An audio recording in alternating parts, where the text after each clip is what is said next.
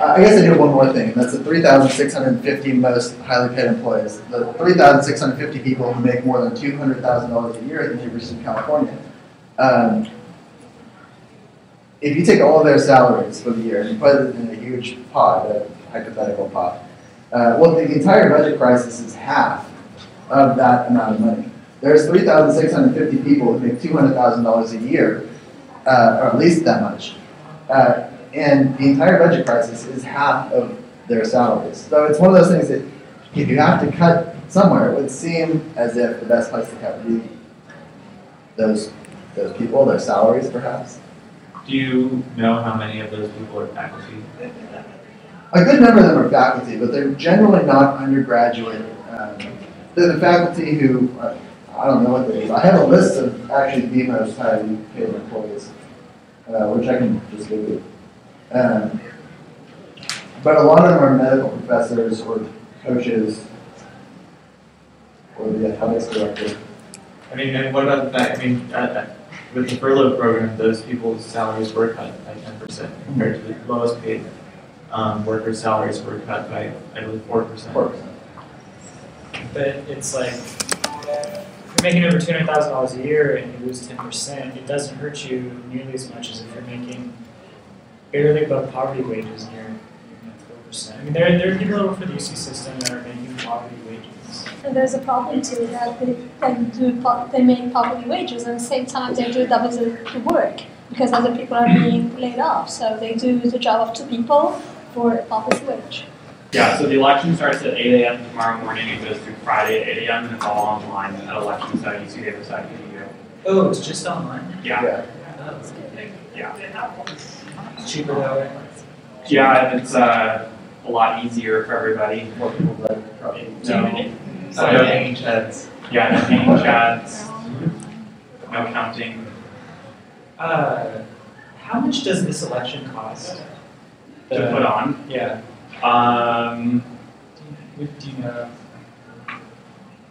It could, depending on how many weeks elections committee gets paid for, it could be over $1,000.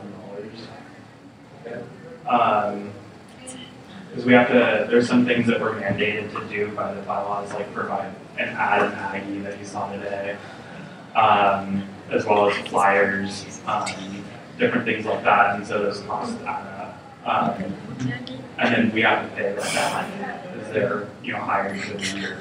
So they're only paid during the weeks that they're working. There was a senator, Adam Thompson. Yeah. He was the chair last year. Yeah, I know he was the chair last year, but when we He's a good friend of Nick, by the way. Huh? Go ahead and watch me since now. Oh, we were circulating these petitions to get the 2,000 signatures to hold this referendum vote. And he refused, him and Bree Romney both refused to sign the petition. And then Adam said something along the lines of how he thought this was not like an adequate use of student funds to have the referendum vote. Well, and so I was just wondering how much of student funds does it cost to let the students vote directly on the issue instead of. So less than House votes is the answer. I mean, one thing just to point out, just strictly from a budget standpoint, is that we can't really plan for special elections because we don't know when they're going to happen. Generally, in the past, when there are petitions and referendums and stuff, or recall elections, they line up with a general election that we have in the winter, or the fall and the winter. So this is because we don't budget to pay elections committee members past the end of February, but when something like this comes up, I mean, you have to pay employees, and so that would be, that'll run a deficit in that budget line.